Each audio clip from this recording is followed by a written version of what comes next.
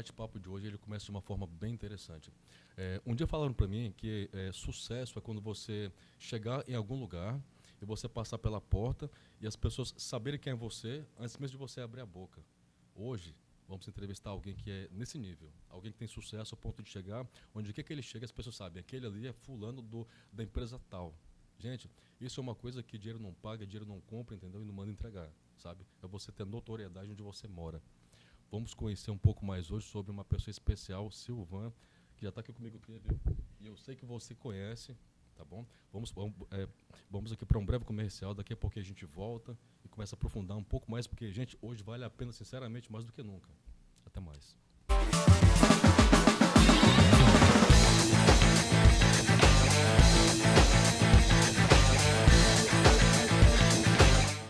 Eu sou Maria José da Tecidaria Cardim.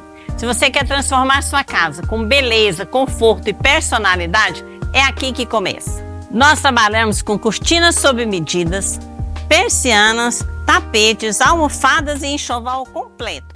Tudo escolhido com muito cuidado para valorizar cada ambiente do seu lar. A Tecidaria Cardim fica aqui na 104 Sul, em Palmas. Venha nos visitar e veja como podemos deixar a sua casa ainda mais bonita.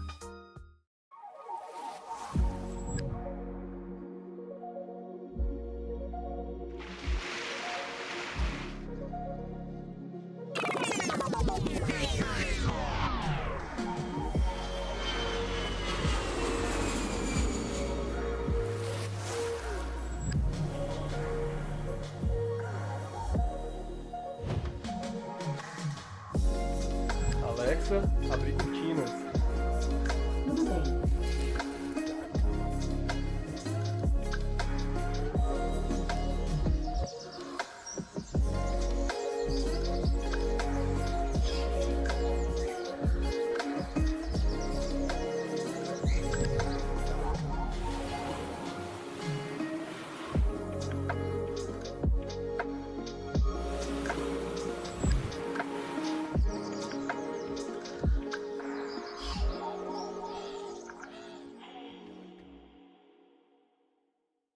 A Casa Oliveira convida você a viver o sabor em sua plenitude.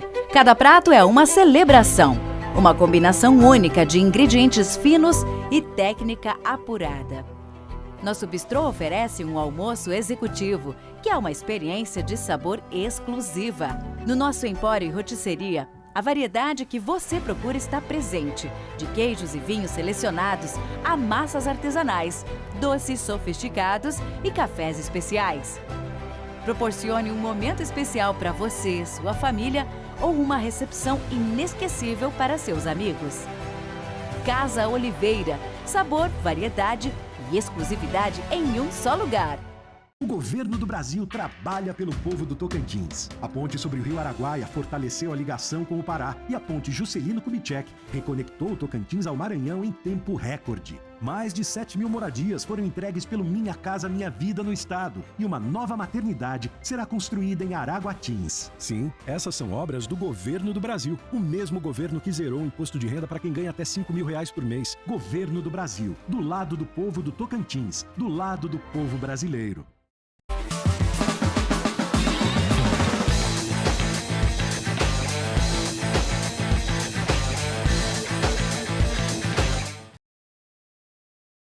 E voltamos com ele, Silvan. Vamos conhecer um pouco sobre essa fera que, onde quer que pisa os pés aqui em Palmas, já sabemos quem é, só de passar pela porta. Silvan, me diga uma coisa, você veio da onde?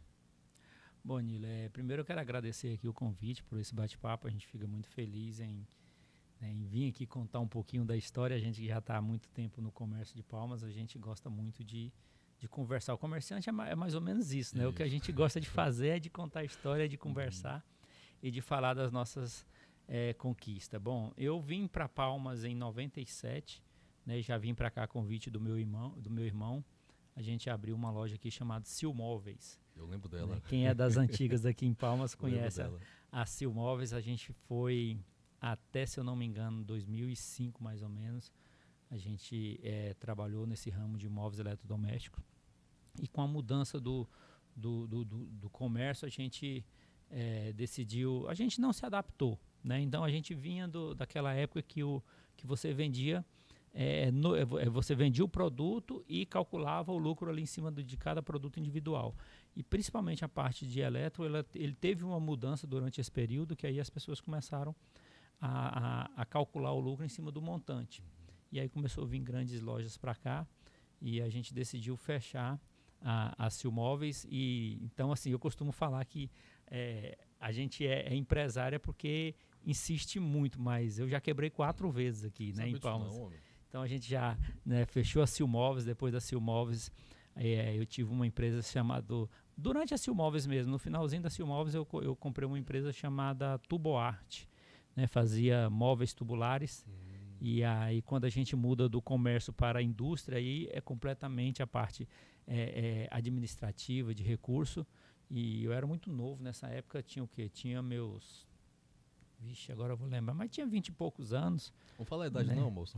Tinha 20, vou pular essa parte da idade. Tinha 20 e poucos anos, a gente gostava muito de uma festa e tal, então a indústria Tuboarte também não deu certo, né? A gente passou ali uns 2 anos e meio tentando fazer a Tuboarte crescer. Teve um período que foi bastante interessante, mas o jovem, ele erra muito justamente por isso, porque a gente não planeja o amanhã, né? Então hoje deu certo, tá tudo feliz, vamos festejar. E aí eu acho que isso não deu certo na Tuboarte. E aí depois a gente teve a Centercar, né? Era um autopeças com oficina lá em Taquaralto. Também não deu certo. Aí na Centercar eu já tinha um sócio e tal, e depois aí eu decidi sair da sociedade, vendi minha parte para o meu sócio. E então foi a terceira empresa que não deu certo. E aí depois eu montei... eu tinha uma empresa também. Geralmente, Nilo, a gente sempre tem o empresário sempre tem 1, 2, 3 CNPJs ali no CPF da gente para poder, né, você ir trabalhando. E aí eu tinha a Alô Cartões, né, que naquela época a gente tinha, para quem é das antigas aí também, lembra do cartãozinho para recarga de celular. Eu lembro. Né? Então tinha Vivo, Claro, Brasil Telecom, a Mericel, quem lembra aí da TV da Mericel. Você tinha aqueles pontos onde a gente ia no ponto comprar o cartão. Comprar o cartão. Na verdade, eu era o distribuidor disso. Né? Então eu tinha que, do centro do Tocantins até no norte, quem distribuía era eu, e tinha outro, né, amigo meu que distribuía daqui para o sul do Tocantins. Então a gente tinha algumas bandeiras para fazer essa distribuição. E pensa uma luta naquela época para a gente conseguir falar com alguém. Eu lembro como se fosse hoje. Caro, né, cara? A unidade, acho que era de 2 em 2, naquele trem era danado. Era. A gente movimentava muito dinheiro, porque a operadora repassava o cartão para a gente, e aí você deixava nos pontos, né? Eu cheguei a ter quase 600, 700 pontos de venda aqui no Tocantins. Então, assim, e aí foi indo, a gente, né, também foi um ramo do comércio que foi diminuindo, e realmente a Alô Cartões também foi finalizando. E o mais interessante, hoje eu tenho aí a Alô Lanches, já completou 20 anos, a Alô Lanches, e a Alô Lanches é uma derivação do Alô Cartões, né? Porque quando eu criei o Alô Cartões, era do alô de você ligar, né? E usar o cartão de recarga. E aí, como eu já tinha a marca Alô, aí eu só tirei o Cartões e coloquei o lanche, e foi assim uma orientação de um concorrente meu, né? E a gente estava já no finalzinho ali da parte de recarga para celular. Ele montou uma lanchonete primeiro e ele ficou insistindo: moço, monta uma lanchonete, porque na recarga de celular o lucro era muito pequeno, era 1,5%, né? Tinha algumas operadoras que não te davam nem 1% de lucro na movimentação. E quando a gente foi para a área de alimentação, o lucro é bem maior, né? A gente sabe das dificuldades que tem também na área de alimentação. Então eu demorei quase 1 ano aí para poder aceitar essa orientação do meu concorrente, porque eu fiquei desconfiado. Falei: moço, será que esse trem dá certo? Pode ser até um cavalo de Troia essa brincadeira aí. Mas assim, é engraçado que no início, para mim abrir a Alô Lanches, a minha preocupação, meus pais são mineiros, né? Então eles são de Patos de Minas, e o mineiro, ele tem essa preocupação com comida, ele não joga comida fora. Eu sei. Né? Então assim, a minha preocupação era o que eu vou fazer, né, com o salgado que não vender, com o que sobrar no final do dia.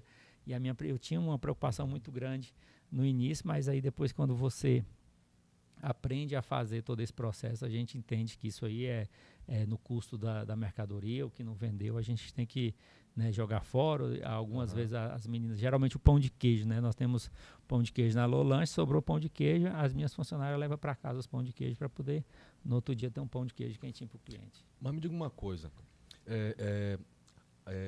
Não, duas coisas que eu vou te perguntar. A primeira coisa é o seguinte. Já percebi que todo homem de sucesso já quebrou algumas vezes. Eu acredito que, assim, a gente aprende a errar. Né? E teve uma vez que a pessoa me perguntou, mas na hora que, quando você quebrou, você não pensou em desistir?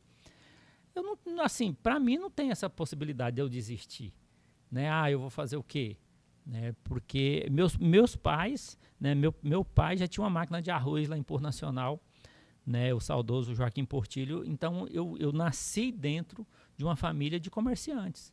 Né? Então basicamente eu aprendi, eu vendia banana quando eu era criança lá na rua, lá em Porto Nacional. Minha mãe colocava umas bananas num carrinho e eu saía na rua vendendo. E assim, é engraçado a gente lembrar disso agora, Nilo, porque era a oportunidade de eu virar o rei da banana. E já tem por aí. Entendeu? No Brasil todo, e em Palmas também tem. Aquilo que era para uma criança, até vocês aí que são mais novos, que estão assistindo a gente, muitas das vezes é uma oportunidade. Porque é um produto que vendia, um produto que tinha, né, na fazenda do meu pai. E aí minha mãe trazia lá da fazenda e colocava num carrinho e botava eu para vender na vizinhança. E eu ia muito zangado com aquele negócio, sabe? E o lucro era meu, o dinheiro era meu. Né? Olha a ideia, né? Então, assim... Era só da sequência do negócio. Era só da sequência.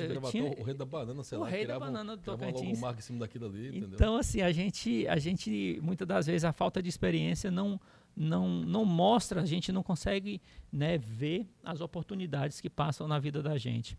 Mas hoje eu vejo o tanto que isso foi importante para mim. Né? Porque muitas das vezes, até mesmo assim, a gente... Eu costumo pensar o seguinte, que aquela pessoa que é empreendedor, ela não se acha empreendedor. Né? Por quê? Porque para ela é uma busca constante. Né? Então, muitas das pessoas falam, Silvão, você é muito empreendedor, você cria isso, você cria aquilo. Né? A gente fez um bom trabalho lá na CDL, que é um trabalho voluntário, mas para mim isso é normal. Né? Essa busca de excelência, de tentar encontrar resultados em lugares que as pessoas não encontram. E isso é interessante, principalmente nós que somos administradores, também é administrador, né, Nilo? Sim. Então, assim, nós que somos administradores, eu fiz administração porque eu já usava isso nas minhas empresas. Mas o administrador, principalmente aquele raiz, aquele que é um comerciante, ele aprende a administrar com recurso que não tem. Né? Porque é muito fácil você administrar uma empresa rica, uma empresa com dinheiro no caixa. Sim. O difícil é você administrar uma empresa sem dinheiro. Né? De você fazer aquela empresa crescer, de você buscar resultados onde muitas pessoas falam, olha, que eu achei que não daria resultado. Mas me dá aqui um conselho, olha só.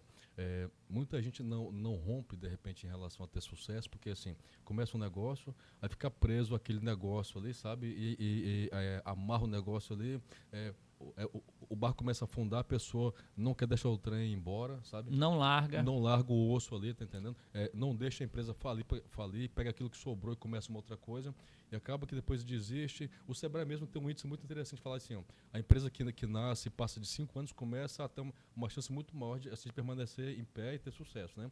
Mas muita gente começa ali, vê que o negócio não tá bom. Assim, em que ponto você dá uma dica para quem está aqui nos assistindo, de que assim, chegou a hora de você perceber que deu hora de você parar e recomeçar? Olha, a gente tem que analisar muito o que está acontecendo em volta das nossas empresas. Né? Quando eu quebrei a primeira vez, que foi a Tuboarte, foi um pouquinho antes da Silmóveis, eu saí da Silmóveis e montei a Tuboarte, e aí no finalzinho da Silmóveis eu voltei para a Silmóveis. A Tuboarte foi assim, o que mais doeu em mim. Eu era muito novo, né? Hoje eu entendo por que eu quebrei, não foi culpa da empresa, foi culpa minha, né? Porque, igual eu te falei, muito novo, gostava muito de festa. Então, assim, você tira o foco do que te dá resultado e começa, né, a ter uma vida, e muita gente acontece isso, Nilo. A pessoa começa, monta uma empresa e ele acha que pode ter uma vida de empresário, uma vida de rico. A vida do empresário não é uma vida de rico. Tá escutando aí, gente? Né? Continua. Então, assim, a gente... Escutem aula, pessoal. E a gente aula, teve...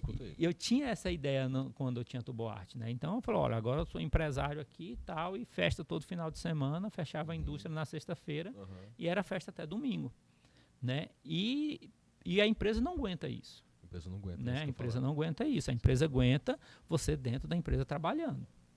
Né? Até muitas pessoas falam que a empresa rica é o dono pobre, né? Porque na verdade a gente trabalha para a empresa. Então, essa foi a primeira vez que me doeu muito. Né? Que foi assim, foi o primeiro tapa da sociedade, do mundo.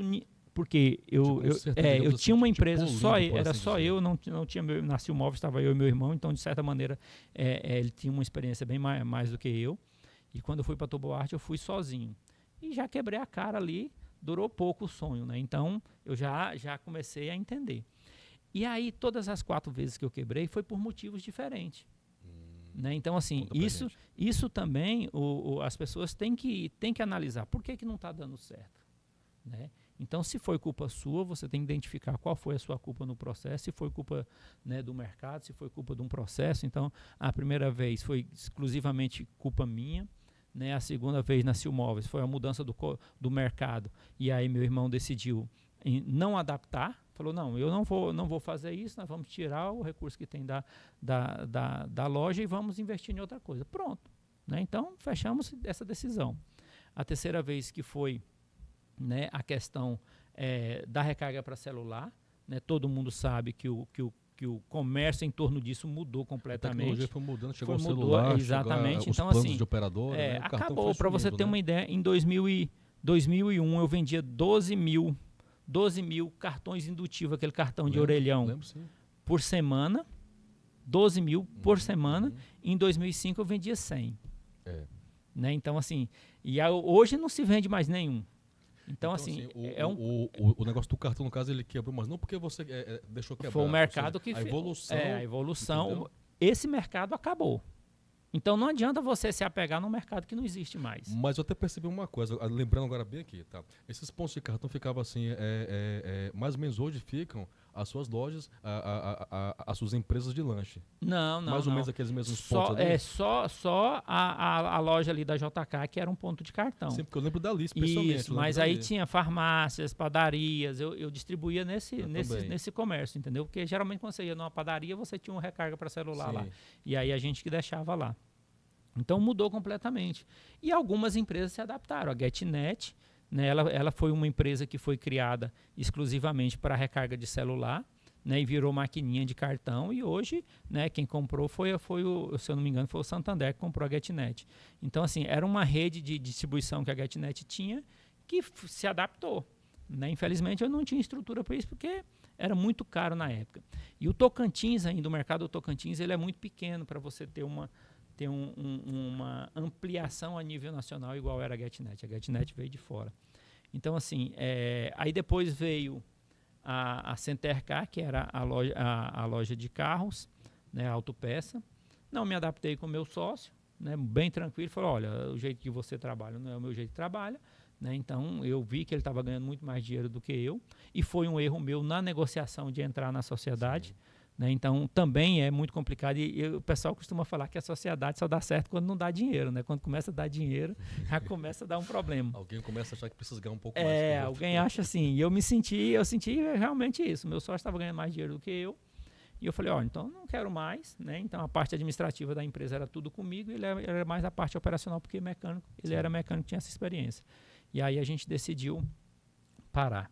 E aí eu, né, me vi na obrigação de começar uma lanchonete, uma coisa assim. Tentei ser professor de universitário, dei aula no Senac, né? Então a gente foi ali passando por vários lugares, tentando encontrar um caminho, porque não existe a opção de você parar, né? né? Então você tem que buscar alguma coisa. Escutou, gente? Não existe opção de você parar. Desistir é uma opção que o homem que batalha, que corre atrás, nunca vai ter essa opção. Não tem essa opção. Isso né? não existe. O empresário comum todo é como se fosse uma bicicleta. Se parar de pedalar, vai cair. Entendeu? Aí cai, aí não sai do lugar, né? Mas vem cá, tá. Aí, um pouquinho agora sobre a Alô Lanches. Lá, eu já fui lá outro dia, né? Já percebi que, assim, que é muito bem frequentado, entendeu? Pessoal, dá uma dica pra você aqui. Se você quer conhecer a Nata de Palmas de manhã cedo, passa por lá, viu? É esquisitamente interessante, pessoal. A Nata de Palmas toma café lá. A gente pensa assim, mas as pessoas tomam café em casa, eles tomam café lá. Graças Entendeu? a Deus a Você gente quer conhecer tem... gente importante de Palmas aí, da prefeitura, do governo do estado, vai lá pra você ver o negócio de manhã cedinho. A gente tem muitos clientes especiais lá na Alô, viu? Mas lá tem um slogan chamado assim, o melhor cuscuz do universo. Tem. Isso eu percebi que chama atenção. E foi porque, na verdade, quando eu abri a Alô Lanches, eu não queria ser uma lanchonete, né, assim, eu queria ter alguma coisa diferente, né? Então, quando eu comecei lá em 2005, eu comecei com a Alô Lanches, não tinha cuscuz, você não achava cuscuz na rua para comprar. E aí a minha esposa, ela é do Maranhão, e ela descobriu um jeito de cozinhar o cuscuz no micro-ondas, né? Então, assim, foi aí onde veio a ideia da gente ter cuscuz no Alô Lanches. Eu já fazia cuscuz, gostava muito de trilha, né, de fazer trilha e de acampar, então geralmente nos acampamentos a gente fazia essa receita. E aí eu comecei fazendo na Alô Lanches. E aí as pessoas não queriam comer cuscuz lá, porque chegava, não, cuscuz eu como em casa, tal, e assim, e eu fiquei com essa dificuldade de vender, principalmente cuscuz no início. E aí um dia veio a ideia de eu coloquei o melhor cuscuz do universo na fachada lá do quiosque, e aí as pessoas começaram a parar, falaram, não, eu quero experimentar, eu quero ver se é bom mesmo. E aí é onde a gente começou a vender. Eu lembro como, né, há 20 anos atrás a gente vendia 8, 10 cuscuz por dia, né? Hoje a rede vende aí quase 1.000 cuscuz por dia. 1.000 cuscuz por dia? Mais ou menos isso. Gente, é cuscuz com força. É muito cuscuz. Antes eu conseguia, até 2000 eu passei 10 anos abrindo e fechando a lanchonete, né? Então até 2015 eu abri e fechava a lanchonete e fazia os cuscuz, né? Aí graças a Deus, a partir daí a gente começou a abrir mais loja. Agora eu não consigo sozinho mais fazer, mas essa semana eu estava lá na produção fazendo cuscuz, porque de vez em quando você tem que voltar ali para poder você não esquecer o ponto da massa, né? Gente, escuta só, isso aqui é um ponto interessante. 2 coisas para vocês. Primeira coisa, outro dia, né, eu trouxe aqui o Henrique do Fragata Lava Jato, que eu comecei falando assim, é alguém que ficou muito bem de vida lavando o carro, que é uma coisa que não se imagina. Tá, hoje aqui, Silvan Portilho, fazendo cuscuz. Quem diria que alguém ficaria bem de vida fazendo cuscuz? Pois é. Outro dia eu estava lá em Curitiba, no Paraná, conversei com um cara famoso a nível de Brasil, chamado Valdir da Pipoca. Ele é famosíssimo a nível de Brasil, cobra 25 mil cada palestra que ele faz pelo Sebrae. E assim, ele fala, sabe o quê? Como empreender vendendo pipoca. Pessoal, resumindo a conversa para vocês sobre esse ponto aqui, seja lá aquilo que você for fazer, faça bem feito, entendeu? Faça de coração. Não importa o que você vai fazer, não. Mas se dedique, mergulhe naquilo que você quer fazer, que vai dar certo, entendeu? Bota o coração no negócio, não é isso? Exatamente. Não importa o que você faça, importa que você faça bem feito. Entendeu? É isso que dá resultado. E é você levar alegria para as pessoas. Eu descobri nele que quanto mais você deixa as pessoas felizes, mais dinheiro você ganha, né? Eu digo uma outra coisa, eu digo assim, tá? Você quer ganhar uma grana diferente, você tem que o quê? Que resolver o problema das pessoas, que as pessoas vão te pagar por aquilo ali, tá? Quanto mais você resolve, mais você recebe, certo? Só que muitas vezes a pessoa está infeliz. O problema da pessoa, o que é? Infelicidade. Aí se você ajudar a pessoa a ficar feliz, ela vai o quê? Te retribuir com a parte financeira. Mas vem cá, aí você fez esse monte de coisa, você empreendeu para lá e para cá, aquela coisa toda, e você hoje, você passou um bom tempo agora, né, como professor. Professor do quê? Na CDL. Pois é, né, para você ver, mesmo a gente, sobre essa parte sua. Mesmo a gente ainda tendo as empresas, mas a CDL assim, é uma entidade que a gente tem no coração. Meus dois, o Idan, meu irmão Idan e meu irmão Silvio foi presidente, né, então todos os dois foram presidentes na CDL, e a gente construiu uma história lá dentro, né? Então o Idan foi presidente primeiro, construiu a sede, teve 2 mandatos, aí foi o Silvio, construiu a parte do auditório, e teve mais 2 mandatos e veio a possibilidade de eu ser presidente também. Eu falei, eu não posso entrar lá e fazer feio, porque senão então, eu apanho lá em casa da minha mãe, né? E aí a gente entregou agora, dia 31 de dezembro, entreguei a presidência da CDL, né, para o Francisco, e graças a Deus a gente teve um bom resultado. A gente chegou agora essa semana a prestação de conta de 2025, E a gente comparando a primeira prestação de contas, quando eu assumi lá em 2019, com a prestação de contas agora de 2025, a CDL cresceu em 5 vezes o faturamento. Né? Nesse ano de 2025, comparando 2024 para 2025, a gente teve um crescimento do faturamento de 27%. Só um pouquinho, você escutou, pessoal? Você assumir uma entidade, como é que ela é pública, mista, comercial? É terceiro setor, né? Sem fins lucrativos. E você conseguir fazer subir a arrecadação em quase 30%. Exato. E assim, a nossa finalidade, a CDL não é uma empresa para arrecadar, para lucrar. Então, tudo que a gente consegue faturar, principalmente o produto principal da CDL é o SPC Brasil. Né? Então, a gente criou uma equipe lá comercial, uns consultores do SPC, e conseguimos melhorar e muito. Né? Então, o SPC Brasil vai para dentro das empresas para ajudar as empresas a não perder dinheiro com a inadimplência, enquanto a partir dela paga, né, as consultas para a CDL. E isso a gente fez um trabalho sensacional dentro da CDL, porque todo esse recurso que a gente conseguiu, a gente voltou para o comércio de Palmas. Então, para você ter uma ideia, a gente fez, o ano passado, foram várias campanhas. Só nos últimos 3 meses do ano, 3, 4 meses do ano, a gente rodou 5 campanhas, se eu não me engano. Me fala uma das principais que você rodou e falou assim, cara, mas pensa um trem que foi um sucesso. Bom, a principal campanha é o Natalzão CDL, né? Uma campanha que movimenta muito o comércio de Palmas no final do ano. E esse último ano que eu estive presente à frente da CDL, a gente teve números interessantíssimos. Né? Então, a gente teve lá o nosso aplicativo, para você ter uma ideia, nós temos eu fechei 2025 com 237 mil downloads, né, do aplicativo da CDL Palmas. Então, a gente transformou a CDL numa entidade digital. E eu acredito que aqui não tem nenhum aplicativo tocantinense com esse tanto de download. É quase que um para cada habitante de Palmas. Pessoal. Quase que um para cada. Exatamente. Então, assim, a parte assim, de quem é criança, entendeu? Talvez seja quase que um para cada, literalmente. Exatamente. Então, assim, e esse acesso, a gente teve 8,5 milhões de acessos nesse aplicativo nos últimos 3 meses. Pera um pouquinho. 8,5 milhões? Milhões de acessos no aplicativo nos últimos 3 meses do ano. Vou fazer uma conta rápida aqui de administrador de empresa. Vamos lá, tá? Palmas está mais ou menos uns 350 mil habitantes ali e tal. É como se cada um... Mais ou menos umas 25 vezes a população palmense. Exatamente. De acesso. Para você ter uma ideia, Nilo, no primeiro sorteio da campanha Natalzão CDL do ano passado, a gente derrubou o provedor do aplicativo. Não deu conta, não? Não deu conta. Ele teve tanto acesso no aplicativo que a gente faz o sorteio ao vivo, transmitido, né, pela TV, pela rádio e pelas redes sociais da CDL. E aí a gente faz alguns brindes lá, a gente abre um QR Code na tela.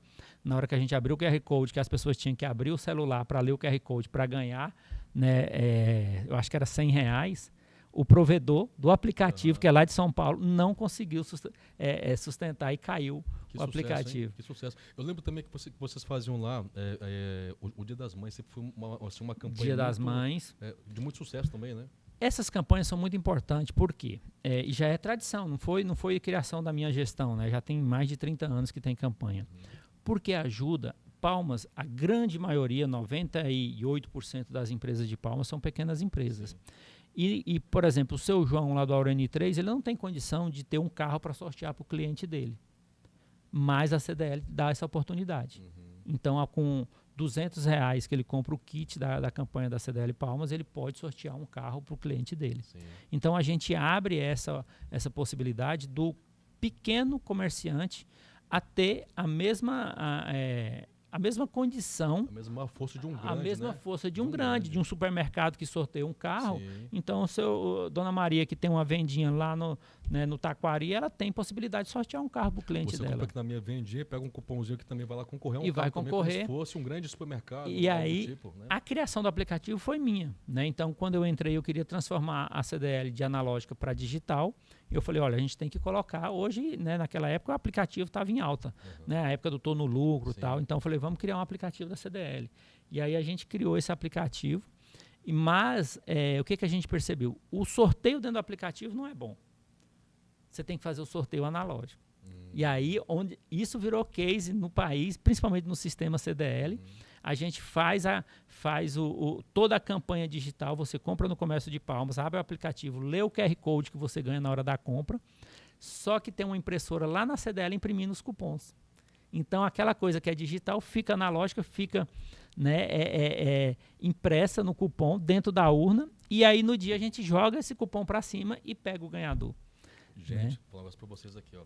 Um bate-papo com esse homem aqui, eu vou ter que fazer uma coisa inédita. Eu vou ter que dar parte 1 e parte 2. Tá combinado? Tá combinado, vamos fazer. Consegue voltar semana que vem? Consigo, semana Gente, que vem isso nós nunca estamos aconteceu, aqui. nunca aconteceu, tá entendendo? Mas esse bate-papo aqui é um negócio que vai muito longe, eu tenho certeza, viu? Só que o programa tem um tamanho certinho pra gente conseguir fazer. Então, semana que vem, parte 2, onde vamos conversar um pouco mais sobre como que alguém que sabe tanto consegue também contribuir, que é o chamado crescer e contribuir com a comunidade, entendeu? O homem quebrou, se levantou, virou um super professor, sabe? E esteve à frente de um órgão fantástico que é a CDL, buscando multiplicar aquilo que ele já sabia de bom e buscando também tranquilizar aquele que está começando, falando assim, olha, você pode conseguir chegar muito além, porque eu também já comecei pequeno e hoje eu sou maior. Vamos continuar semana que vem, fazer a parte disso. Isso nunca aconteceu. Isso é inédito aqui no nosso programa, tá bom? Porque esse homem aqui também tem uma parte também sobre o CRA, vamos conversar também. Mas para poder fechar pelo menos o de hoje, diga para mim uma frase que marcou a tua vida. Fala para mim. Uma frase que marcou minha vida, cara. E com ela a gente fecha o programa. Muito bem.